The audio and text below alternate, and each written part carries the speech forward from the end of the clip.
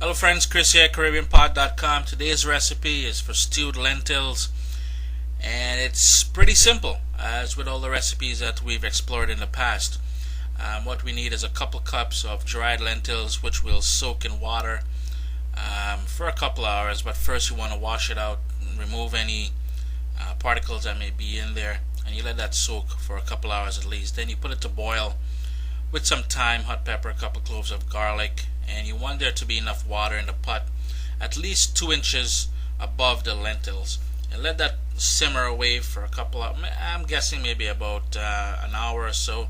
The full recipe can be found at CaribbeanPod.com, or if you look down in the description of this video, you'll see a direct link for it.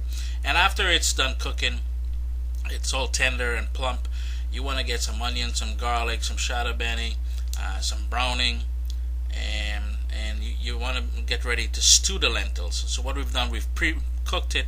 Now we're going to stew it. So in about a tablespoon of oil with some onions, we cook up that onion until all the edges go nice and brown and everything gets soft. It's released its natural flavors into the oil, and then we're going to start adding the cooked lentils to it. Now remember, this is hot oil, and we're going to be adding a liquid to it. So use a long handled spoon, and be very careful when putting it into the pot with the hot oil.